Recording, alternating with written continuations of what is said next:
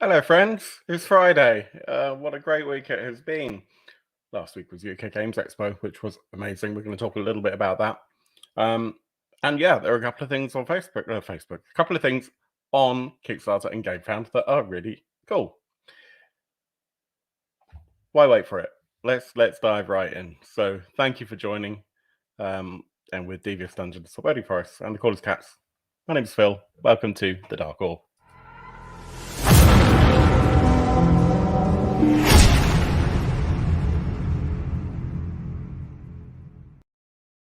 Hey, and here we are. Oh, thank you for joining. I hope you enjoyed the show. If you're excited about the things that we're going to be talking about, then please do hit that like button. Please, if you haven't done also, subscribe. Helps us level up the channel, and we'll want that great big shiny sword at the end of the adventure. Yeah, there's a couple of really cool things to talk about. But first of all, I think it would be really worthwhile us discussing UK Games Expo 2022, which was last weekend. We went down for 4 days. I was very humbled and honoured to be able to get a press pass, so we were able to do a little bit of the pre-show on the Thursday, which was basically really interesting because it was where a lot of vendors were basically had tables set up in I think what's like the competitive gaming area. It's my first time being there as press basically, and they were able to demo the things that they were going to be showing in the main event on their trade tables ahead of time. Really great opportunity to catch up with people and plan for some interviews that we did manage to kind of achieve throughout the event. In the end, what with various different things that were going on, I only managed to get 3 interviews together. 2 of those have actually gone up, and if you haven't seen them, I definitely recommend checking them out. They were quite hard actually from a nerdy perspective to get all the sound right, so forgive me for that. There's a little bit of background noise, but I did my best. But yeah, MacGuffin and Company won the best RPG adventure with Odd Jobs. I've got a copy of it up here. And if we have time later, or if we have some people from Patreon who are wanting to come on, or from our Discord want to come on to our after party, we'll do that at 9 p.m. over on Twitch. One best RPG adventure is a whole bunch of micro settings for your home games. And I spoke to John Locke from Big Punch Studios about Sandwich Masters, which is my favorite casual game. In fact, I don't have both of the boxes here, but I do have bread rolls right here, and Sandwich Masters is over there, and I can't get to it because I don't have a wireless mic, and that would be incredibly rude. But we have a wonderful little gift that we're able to do for our top tier Patreon supporters. And those top tier supporters that have already been supporters for a while, they're all going to get a copy of Bread Rolls and Sandwich Masters, which has come out of my own pocket and also has been. So I paid for the Sandwich Masters, and Big Punch have very kindly donated Bread Rolls. So check out that interview. This isn't really a paid promotion or anything like that. I approached them because I love their game. So it's that way round, not the other way round. But yeah, I'm very proud of that. We are live, so please keep those comments coming in. I'm just going to have a look and see what's going on. Hey, Sanjuro, good to see you. Raldanash, Exius, and Botanicus. Really great to see you, and keep those comments coming. If you have any questions about Expo, because I know that not everyone who's watching live maybe went to the show. If you have any questions about what it was like or anything like that, then please type them in, and I'll see what I can do to answer them. What else did we see that? Oh, I had an interview with Grant Howitt from Rowan, Rook, and Deckard, and it went horribly wrong. So basically, we got all the video, but the audio failed for various reasons, the last of which was my own fault. In fact, no, they were all my own fault.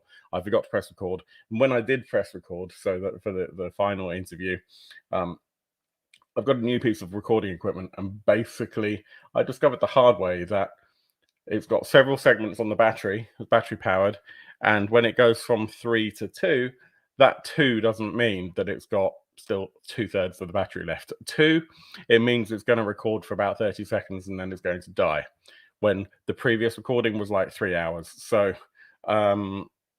yeah, grr, not great. And I had loads and loads and loads um of I've forgotten what I was going to go for then. No, it's gone. Oh, batteries. I had plenty of batteries with me. And because I hadn't realized that this had happened, because I didn't have the thing right in front of me, it was on a desk, we lost the audio. So hopefully I'll get Grant on at some point. We can talk about Die RPG, which has currently funded. It funded today by bank balance. I didn't get it at the fill level. So those of you who are regular watchers know that the fill level, as our patrons have called it, is the top tier. I didn't get that because that was like £300 or something. But I did get the deluxe edition. So there's that. Andy says legendary or infamous patrons. I presume that's with regards to the question about what is the which patrons are getting the freebies. Top tier, so that's legendary patrons. Right. What was footfall like at Expo? It didn't look overly busy from the videos I've watched. They had 23,000 unique visitors. So, and that was across the 3 days. I think in total they had 35,000 admissions or something like that, and it was 23,000 unique. So I would speculate, and yes, if I don't know if you were there on the Friday. The Friday was, oh no, sorry, Ralden Ash said it felt like it was very busy on the Friday. Yeah, on the Friday I think they had more. So normally it goes Friday is relatively quiet, Saturday is incredibly busy, and then Sunday is kind of your hangover day. And I think because in the UK we had 2 bank holidays leading up to the event, and I'll be honest, most of us gamers maybe were more interested in going to the Games Expo than the Jubilee weekend. It's just the way it is. It doesn't mean that we're against the Queen or anything like that. I think we all went on the Friday. Friday was heaving, and the queue to get in was enormous at the beginning of the day on Friday. I didn't know that because I'm pretty sure that when I looked at 8:15 in the morning to see when the show was starting, it said that we had 1 hour and 45 minutes left on the timer. So I presumed it started at 10, so we got there a little bit late. So I've got no video footage of the queues or anything like that, which is a little bit irritating, but it was definitely worthwhile. Yeah, and Sanjuro says, yeah, Friday was busier than the Saturday. It was a good show. It really was, and I'm really pleased that we went. The hotel, the Hilton, is so expensive and not great. So I think now that they've got air conditioning back in the Crown Plaza, I would be inclined to go back to the Crown Plaza. When we first started going, the Crown Plaza didn't have air conditioning, and normally that weekend, even if it's been raining the whole time for whatever reason, that weekend it just becomes boiling hot. And it did get quite hot, although there was quite a lot of rain this time around. So now the Crown Plaza's got air conditioning. I would be inclined to say, if you want to stay on site, that's probably a better option, even though Hilton does actually have the gaming in the Hilton. Also, Hilton's breakfast is shocking, but that's just my opinion. I'm sure some people would think differently. And I don't know about the Moxie, which is the new hotel that's there. You've also got the Genting Hotel, which tends to be very expensive by the time you get to booking it. So, yeah, I'd probably give the Crown Plaza another go. What else happened? So, met quite a few people. Free League were there in great force. We talk about Free League games quite a lot. Spent a little bit of time talking to Matthias and Johan Nor, the co-author of Merkbori with Pelle Nilsson, was there, and that was really great to spend some time with him. I picked up a copy of Death in Space, which I meant to do during the Kickstarter, but dropped out for an unknown reason. I'm not quite sure why I did that, so I picked that up.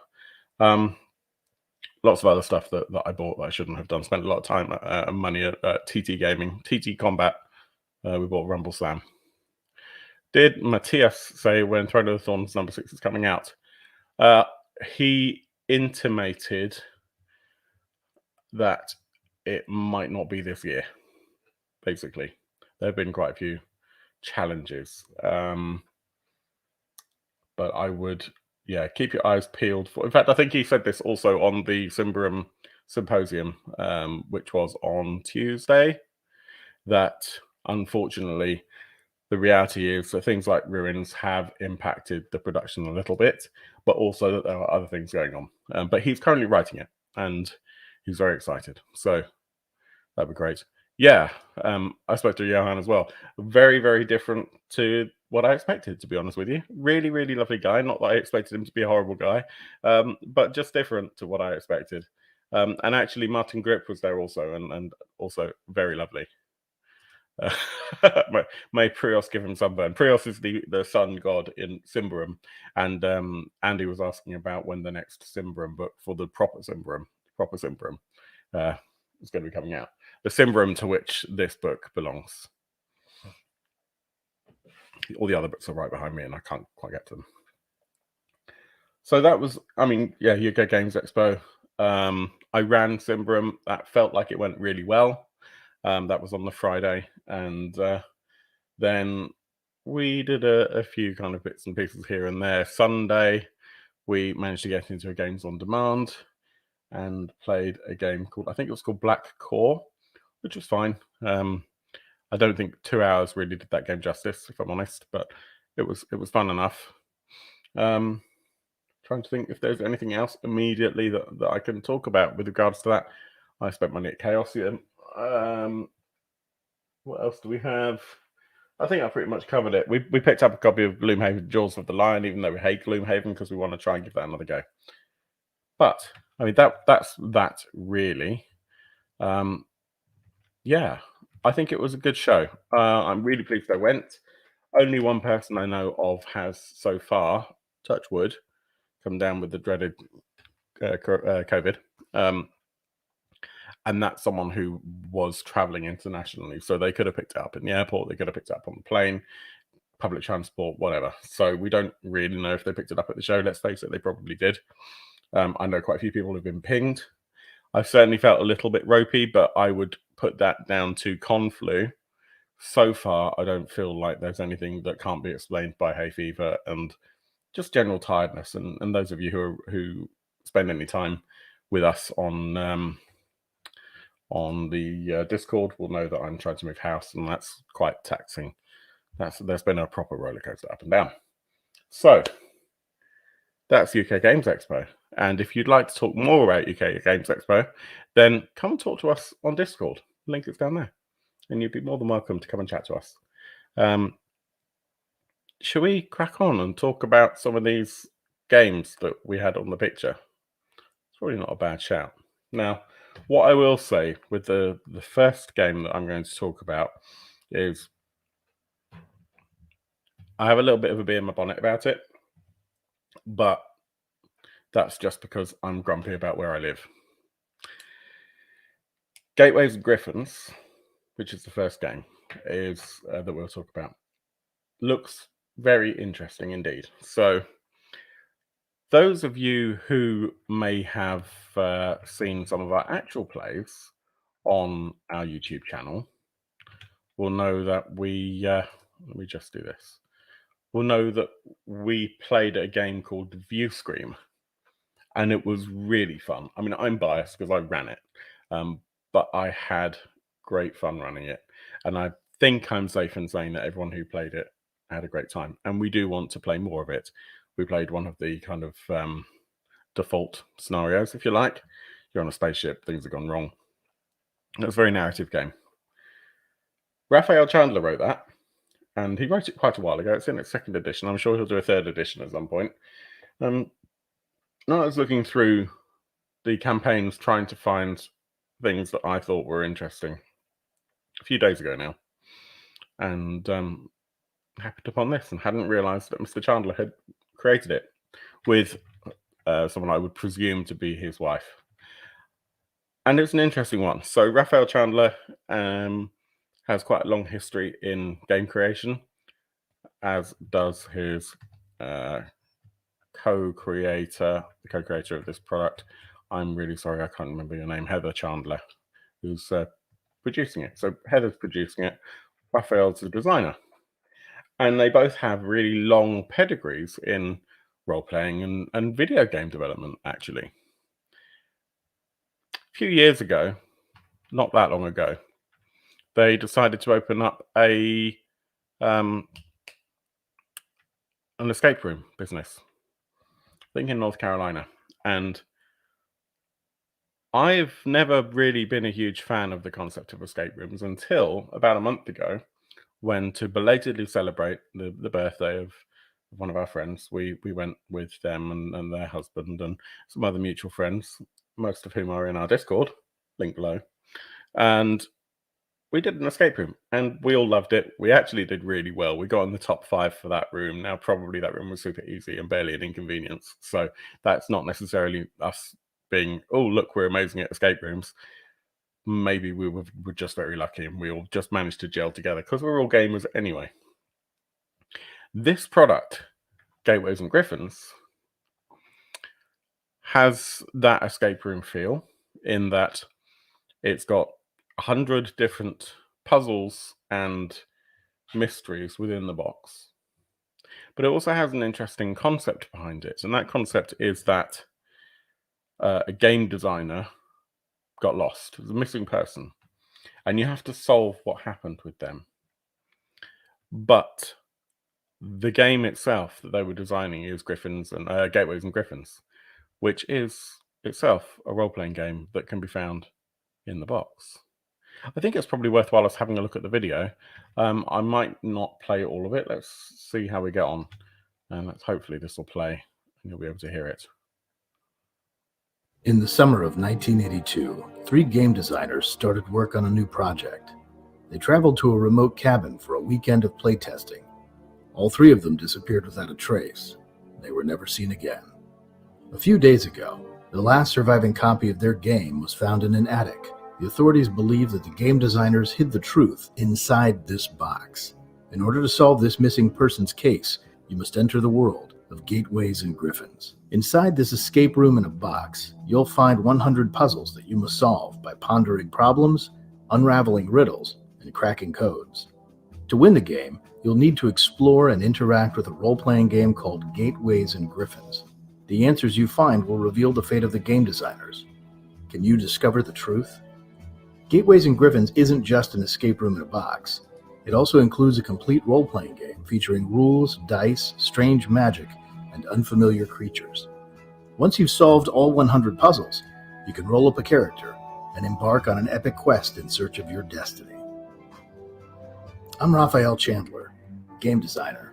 And I'm Heather Chandler, game producer.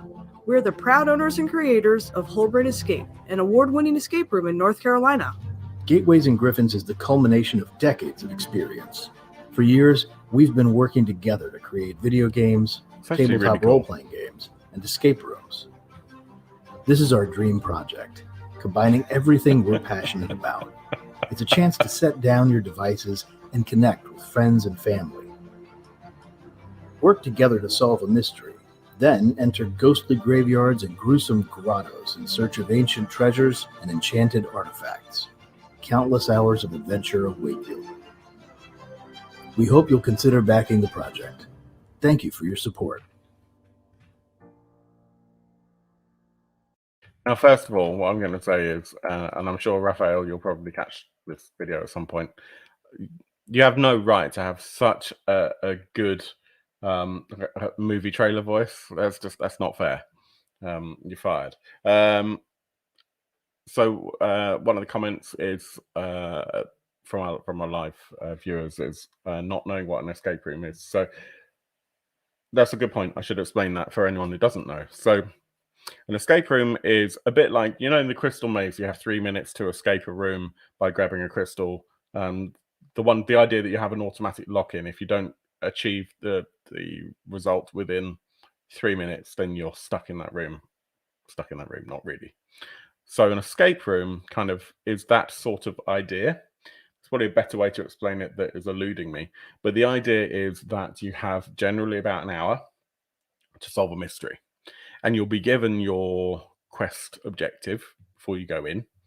And it could be as simple as you need to get to the door if you've got like a really complex room, or a series of rooms you just need to get out at the other end.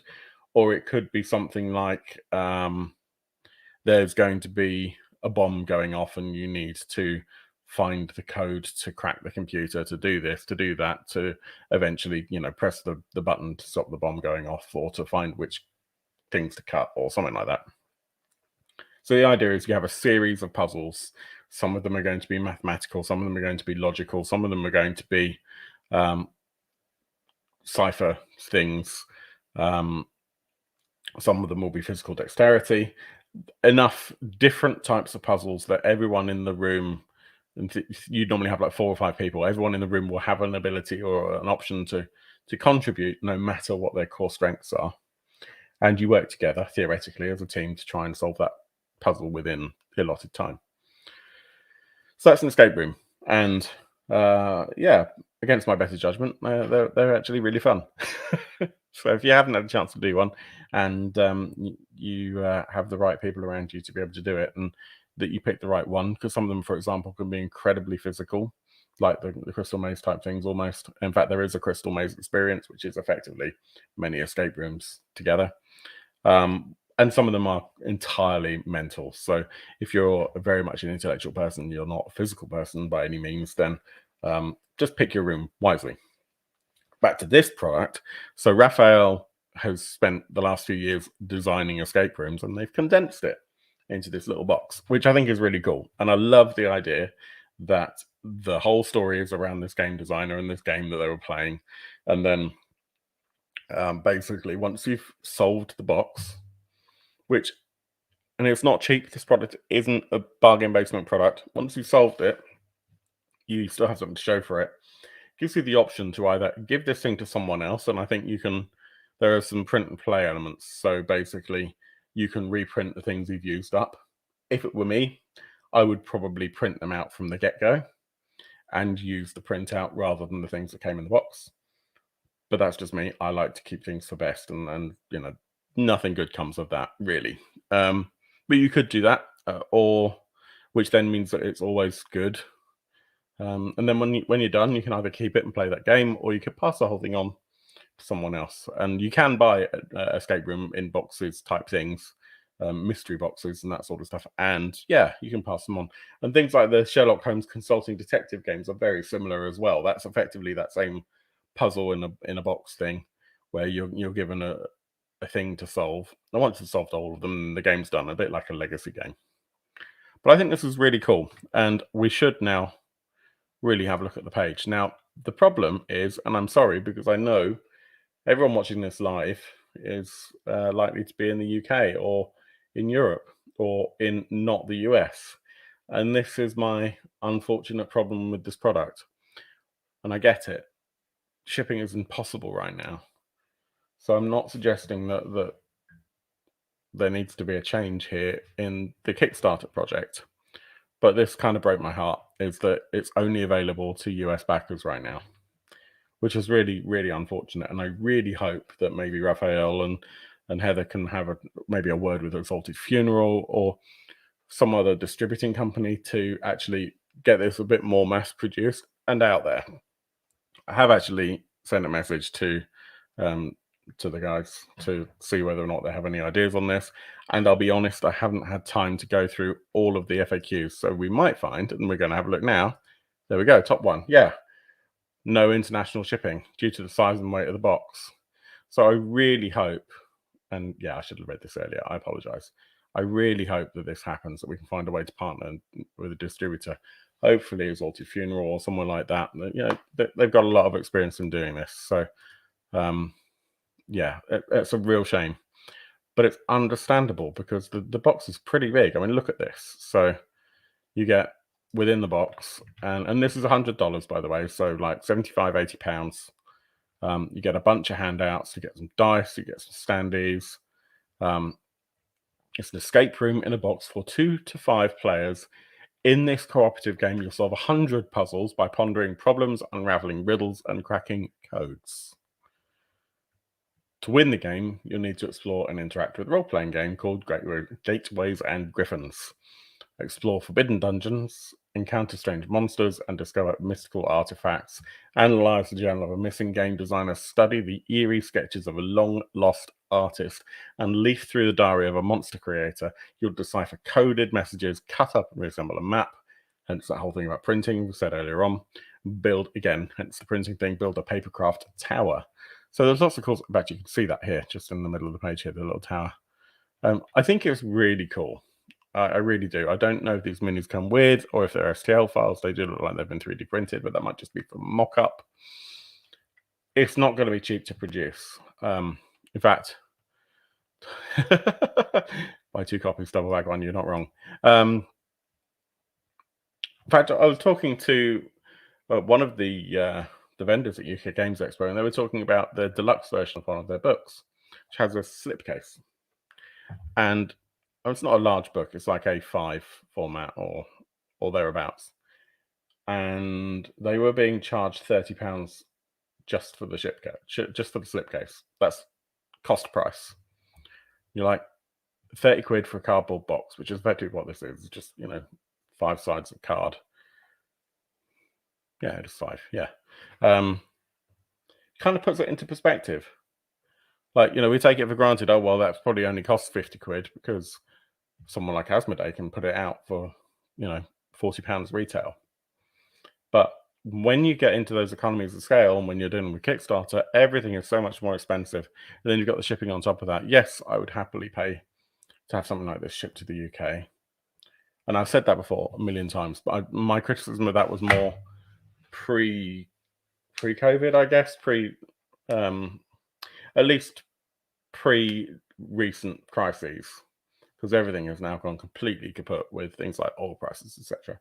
I'm a little bit more forgiving of it now because we've seen the consequences of it. At Wormwood were trying to charge us $3,500 for shipping a table. We didn't buy it. To be fair, we now couldn't afford to buy it, but when the shipping costs the same as the product and the product is really large, that is even more of an issue. But I paid $90 to have a book shipped last week because it was a Kickstarter, and I backed that Kickstarter several years ago. I'm not quite begrudging the fact that the thing is late, but $90 for a book and a couple of other things as well. But still, it's effectively a book. It's a lot of money. So yeah, I get it. And it's not a dig at Rafael and his team at all. The product itself is really pretty. I really love this art. You've got your phonetic riddles, number conundrums, directional dilemmas, ciphers, codes, that sort of stuff. It says here, actually, left-brained players will need to analyze the clues, crack the codes, and use logic to find the answer. Right-brained players must think creatively, imagine new approaches to puzzles, and let intuition guide the team to victory. And there's a game inside a game, and this artwork is stunning. Yannick Bouchard and Kiko Vicens, apologies ahead of time for terrible pronunciation. No phones, no laptops, because this is basically a harkening back to OSR, so go back to the 80s, or even in escape rooms, you're not really allowed to look at phones and stuff. It's kind of expected that you'll just use your own wits. Yeah, so as I said, the designers, creators have an escape room out in North Carolina in Apex, which is the most amazing name for a town ever. In fact, there are other towns that have got cool names, but I really like that. Apex, North Carolina. I really hope that's on the top of a mountain or something. And they've won lots of local awards for their escape room, so they know what they're doing. And I can't speak. There's some testimonials here to their escape room. I can't speak to that. What I can speak to is how much fun Viewscream is. So that's my testimonial. Is I played Viewscream. I thought it was incredible. We want to play more of it, and that's from Rafael's mind. So from that perspective, I'm sure it's going to be great. I really, really hope that we find a way to get this thing out of the US, into Europe, into the UK, because they are separate things now. Bear with me. Onto shelves. That'd be really cool. That retail of $100, 80 quid, it's probably going to be a very hard sell in terms of, being something you'd pick off the shelf at Expo. But hey, hopefully it'll be popular enough that price can come down. That'd be really cool. So that's Gateways and Griffons. I really like it. I think it looks a lot of fun. is unfortunate that we have this geographical challenge. But I think if you're in the US and you like escape rooms and you like puzzle games, it's really worth having a look at, because ultimately there's not a lot like it. There's a lot of escape room type boxes out there. You've got like the exit games. In fact, I've got my exit, the game advent calendar right here.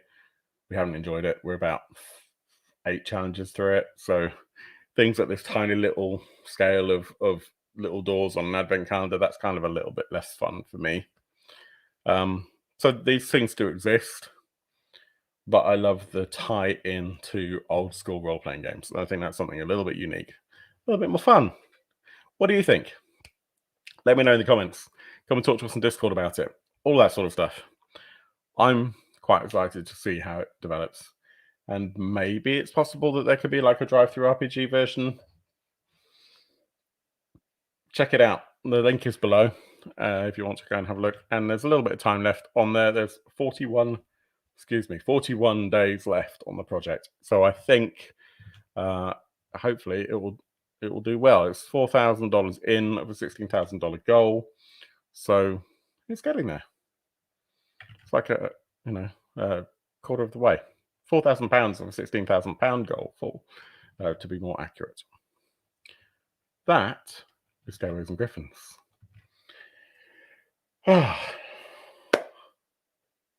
Should we talk about Studio Agate? We have an interesting history of Studio Agate in that a few years before Expo was shut down summarily for COVID reasons. So we're going back probably 4 or 5 years, at least 4. I was going around Expo. I was determined to buy something. My birthday normally falls on the Expo weekend. So even though I couldn't really afford it, I had virtual money burning a hole in my wallet. And it was the first time I think that we'd been going around Expo with me in role-playing game mode. I'd fallen out of role-playing games for a while, so we kind of got back into them. And Studio Agate have the most incredible stall in at Expo. They always do. Maybe not quite as astounding as the double-decker bus that we sometimes see there, but they always manage to make their stall look great. They dress it up really well with like furniture and fabrics, and just the production of everything that Agate does is so beautiful. And I went all in on Shadows of Esteren, what there was at the time. Now, there were a few things missing from that box, and it actually took quite a while to kind of catch up and get everything together. What I learned, and this is the only sort of negative thing I'm going to say about them, is that I think they do have the challenge that they are effectively a grassroots organization, and their Kickstarters sometimes reflect that. Much like I've criticized other companies in the past for being a bit too slow with their releases, I would say that Studio Agate are the same. So that's my negativity out of the way. Most of the things that I've backed or bought from Agate have taken a long time to arrive, particularly Shadows of Esteren stuff. I didn't buy Fateforge, which is their other big IP in the English language, because it's a 5e game, and I don't really play 5e, Dungeons & Dragons 5th edition. But Fateforge is beautiful. Shadows of Esteren, which is a Dark Forest fantasy game, like Simbrum, which you all know is my kind of go-to system, likewise is beautiful. And Shadows of Esteren is something I really want to run. Shadows of Esteren is very different to Simbrum because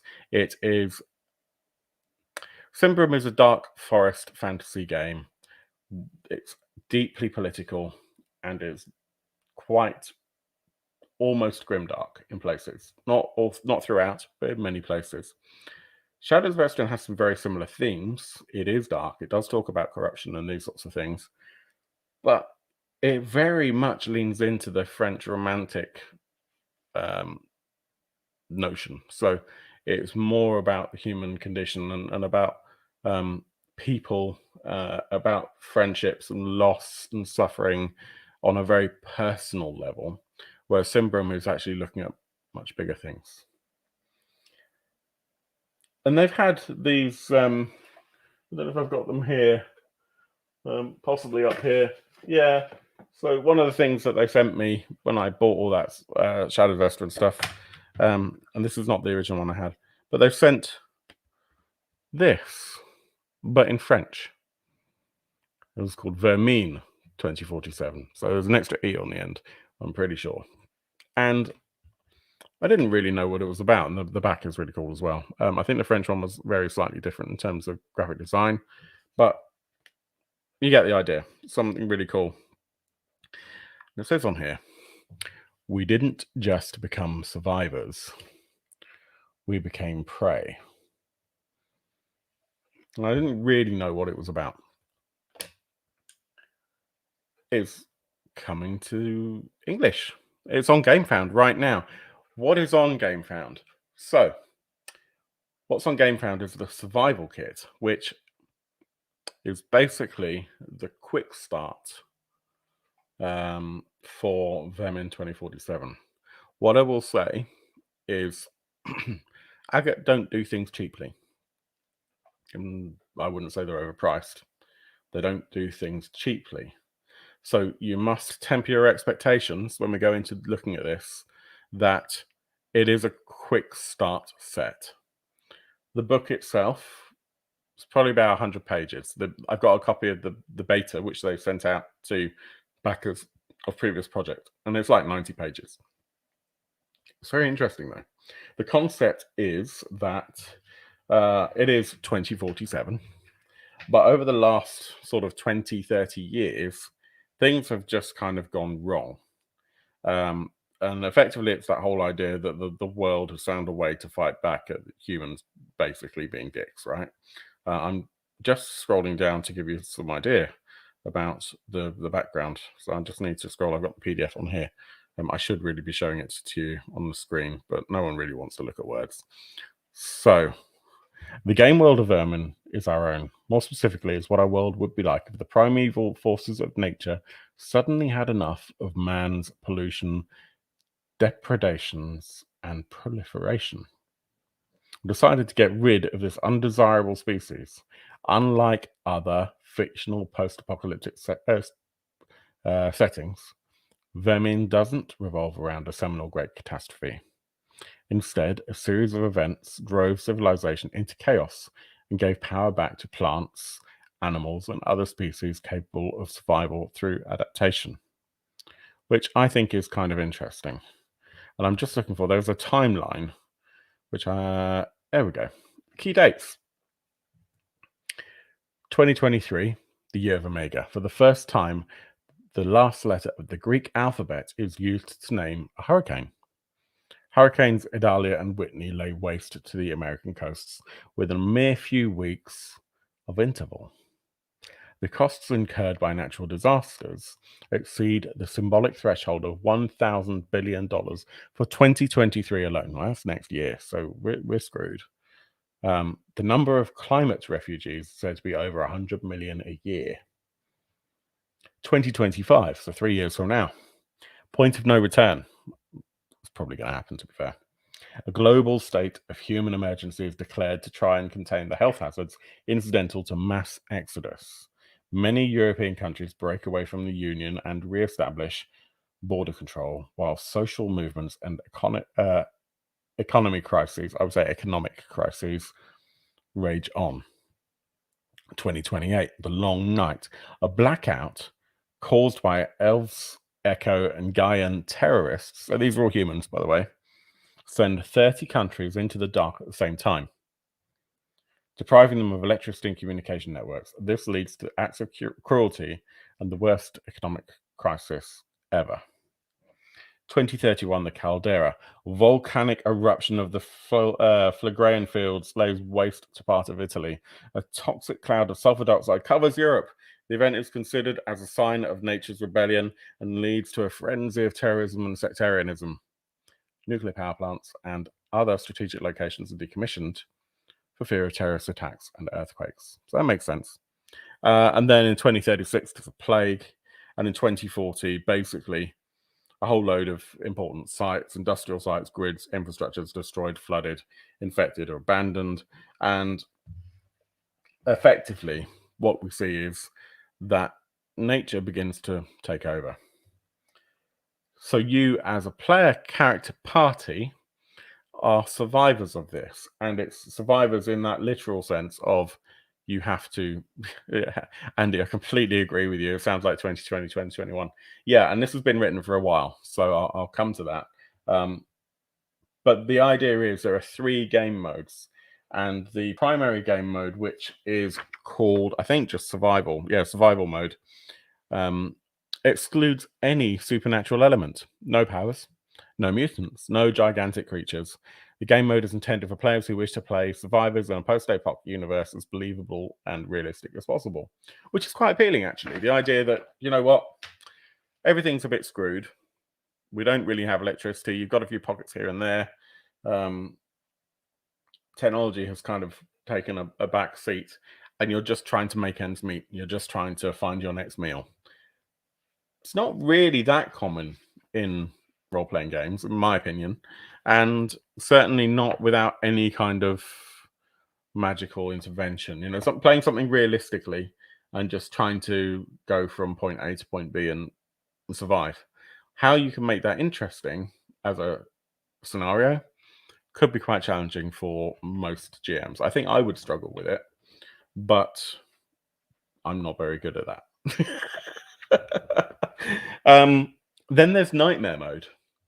In Nightmare Mode, you add a supernatural dimension to the world and its denizens.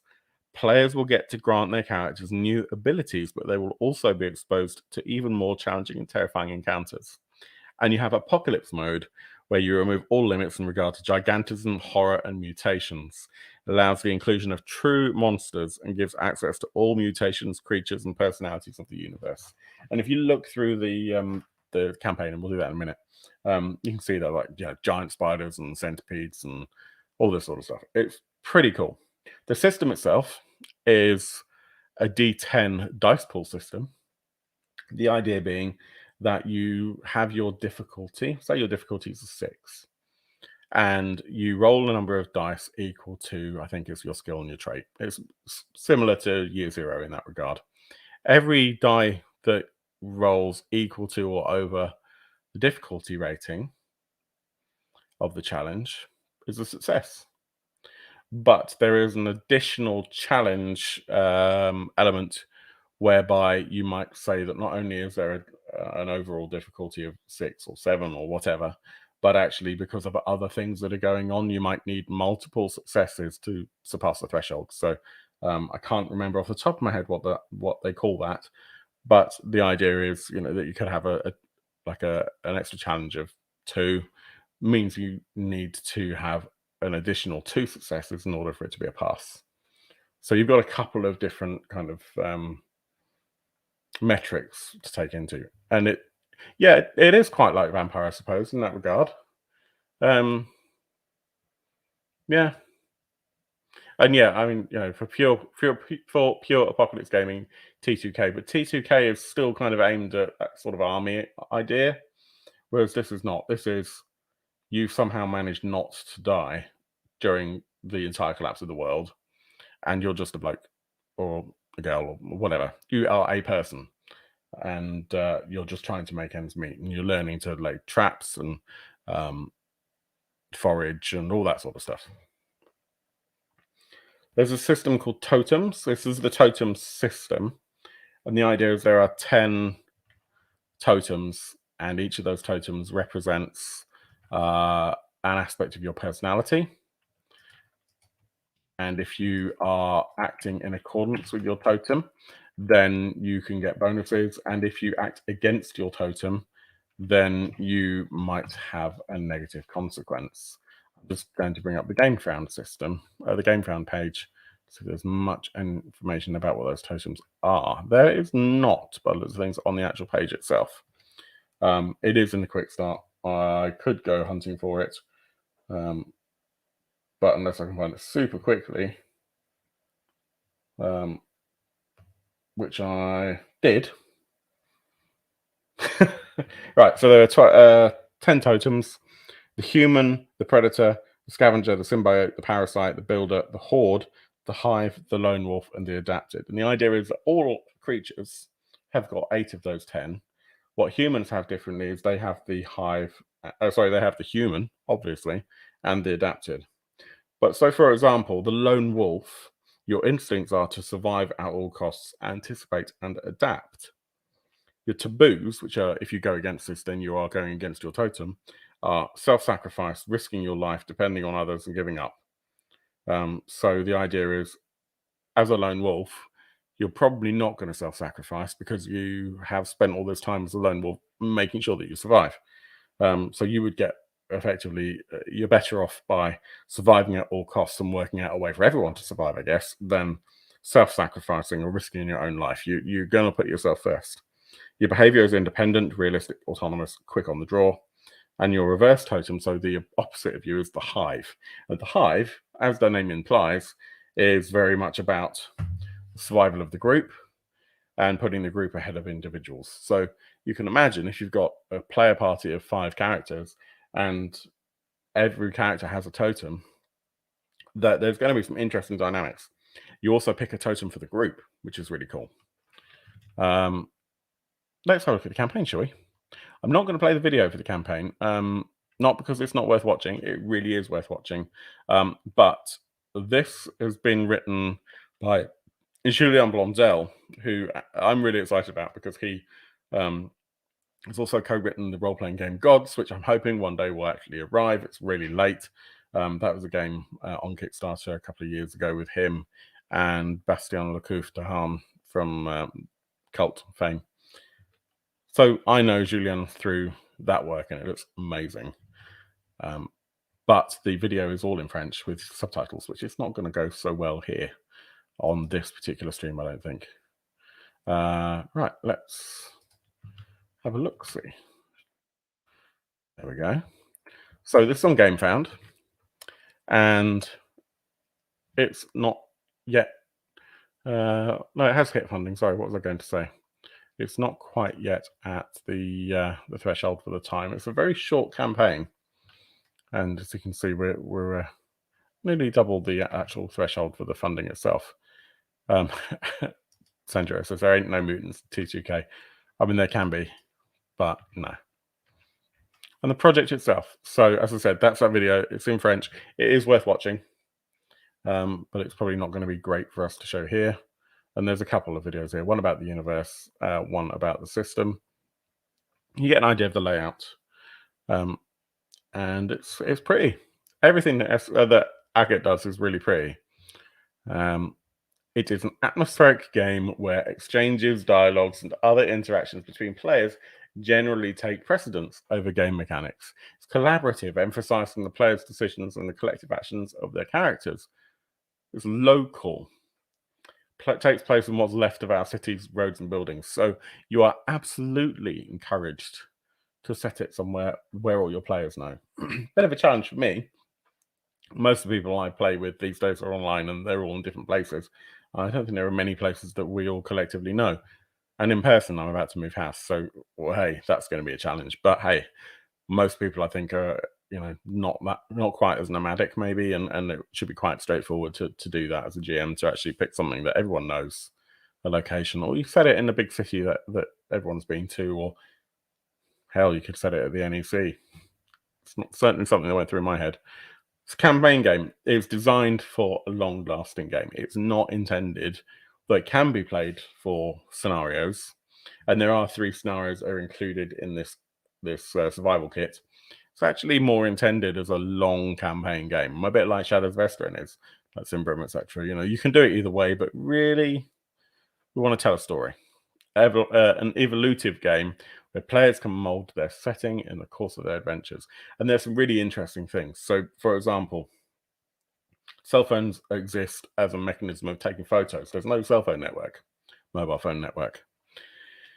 And so you're taking photos of scrapbooks and things. You hear something like a story, like a piece of folklore. As a group, you get to decide if that myth, if that legend is true or not.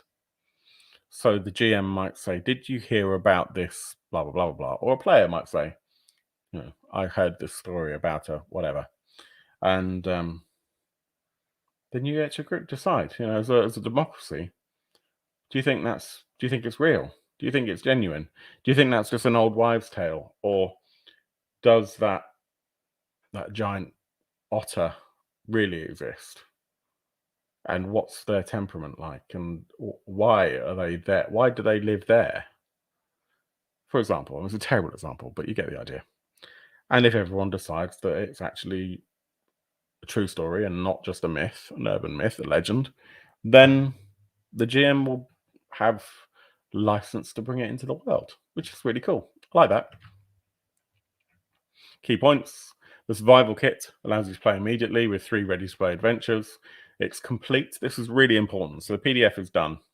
There are a couple of questionable bits of English in there. It is translated from French. It's all perfectly readable. There are a couple of things I probably would have worded a little bit differently. In fact, I intimated one of those earlier on. Nothing important. It's just me being a pedant and probably wrong. Each physical pre-order comes with a special totem pouch, stamped with the Horde totem. And if you're subscribed to Creature Netherworld, your Vermin items will be added to your creature's delivery at no extra shipping cost. So that basically means if you bought the Fateforge add-on for Creatures Netherworld, then they'll ship this at the same time. What is it? So that's what it is. Basically, you've got a book. I think this is like a slipcase. The book is here. And if you're backing up the fill level, as everyone has decided to call it, you get like a GM screen and a whole bunch of handouts and pieces of art and stuff, which is really nice. That's the Predator bundle. So you get 12 dice, bunch of PDFs, totem pouch, 3 art prints, and the survival kit itself. And let's see if it actually tells us what's in the survival kit if we click on that. No, it doesn't really. I'm just looking to see if it actually tells us directly what's in the survival kit. I don't think it does, other than this. Presentation of the setting, rule system, character creation, 6 pre-gens, 3 ready-to-play adventures. Doesn't really describe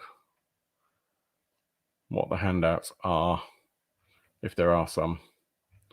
No, even there. Oh, you can kind of see it here. Survival kit, game master screen, character sheets, tuck box, 12 dice, 3 art prints, and then stretch goals. They've unlocked, I think, just the 1 stretch goal so far. Stretch goals are here. So you get a metal die. Now, I've got a metal die from the Shadows of Esteren. They're really pretty. They're quite heavy. Definitely a ranged weapon. And that's the next one to unlock, actually. My apologies. So that's at 10,000. Not that far off it. So we'll probably get that. I don't know what the next one's going to be. There is a series. So that's the other thing that's worth knowing, is that this is the survival kit. Like I said, this is a quick start. This is intended as a declaration of intent. If it's popular, if it's successful, and it already has been successful at least, then they will likely bring Vermin 2047, the proper product, the full product, to English. What does that mean? Well, what that means is, in French, Vermin 2047 has taken a slightly... It's been around for longer, and they actually have, like you have for Shadows of Esteren, several books. Like you've got the Universe book, for example, which is like a proper 300-400 page book. I don't know if... Let me have a little look, see and see if I can find an idea of that actual product. Vermin 24/7. That's the survival kit. So I think that they've only got the survival kit on their web shop at the moment. But actually, you can get an idea from the... This is in French, but you get a better idea of what we can be looking at. That gives you more of a concept here. 120 pages. And it's so pretty. Really is cool. And I don't think they've got any pictures of the actual other books, but basically they have more books available. Maybe they're not out yet in French, and that's why it doesn't show up on their Shopify. But yeah, that's Vermin. I just realized that we're on the silly thing and you couldn't see properly, so let me just do this again. Yeah. So there we go. See that now. Sorry. So you get an idea here. You get handouts and the book and the GM screen, and it all goes into what they're calling the tuck box. Yeah. It's all very pretty. The reality is it's not the cheapest. Like I've said before, they don't do things cheaply. They do things well. And because they've already written this all, I can't imagine that it's going to be as delayed as sometimes their products have been. It's 80 euros rather, for the Predator bundle. That's the Phil edition, as some people call it. That gives you everything. 15 gets you the PDF. If you're vaguely interested, grab the PDF. It'll help them out, and you'll find it intriguing. I've been reading the beta of the PDF, and it's pretty cool. Lone Wolf gets you the print edition. If I was unsure, I would probably go for, if I'm honest, the Horde edition. The print edition is going to be fine. That's basically just the survival kit. The Horde edition, though, gives you those character sheets and the chat box, which is just going to be a little bit more protective, and the GM screen. And I will say, about 30 pages, maybe 40 pages of the PDF, so of the book, is rules. So it's technically rules light, but there's a lot of crunch there, or there's an amount of crunch there if you want it. And for that reason, and that reason alone, it's probably worth having that GM screen. Also, it's really pretty. So it's really going to set the scene there for you. I mean, looking at that GM screen there, just about see it on the screen here. I'm not able to get that to go any bigger. There we go. So even if you don't really use the GM screen, and I don't really use the GM screen very often, it really does help to set the scene. So, yeah, that is Vermin 2047 by Studio Agate. It's on GameFound. It's not on GameFound for very long. As I said earlier on, it is only a short campaign. I think they've got like 6 days, 5 days left. So if you are interested, please check it out. They do very pretty things, and I do think that's worth looking at. I don't think we're going to be having a after party this evening. We tend to open that up to our patrons, and it seems like all our patrons are busy. So thank you so much for joining. I hope you've enjoyed it. If you have, please hit the like button. Please let us know in the comments what you think of these products, whether you're intrigued in backing them. If you're not in the US and you really want to get your hands on that first product by Rafael, Gateways and Griffons, then please let us know in the comments. Respond on the Kickstarter or whatnot. I'm not suggesting that we should try and convince them to change what they're doing, because actually I totally get it. But maybe we can help to encourage that the market would be here for European or UK distribution. Make it worthwhile, because I think it looks really nice. That's my personal opinion, though. Vermin 2047. If you've ever looked at anything from Studio Agate before, you know what to expect. If you haven't, have a look at Shadows of Esteren. Have a look at Fateforge to get an idea of the visual style. Google Julien Blondel. He's the author. He's mostly done stuff, as I said, in French, but it's worth getting an idea of his portfolio.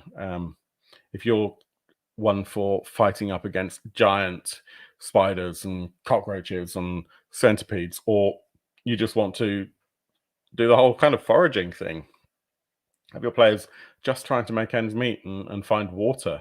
You have a whole campaign about the fact that you've heard there's a natural spring and you have to try and get there, but it's dangerous, even if you're not playing the supernatural game. I think that could be really interesting. So check it out. Let us know. If you had a good time, come and talk to us on Discord. You'd be more than welcome. Thank you so much for your time. But yeah, it's been good, and hopefully we'll see you again next week. There's a possibility that I won't, because I might be packing to move finally. But till then, hope your dice rolls are way better than mine. Thank you so much for joining me. Take care, everyone.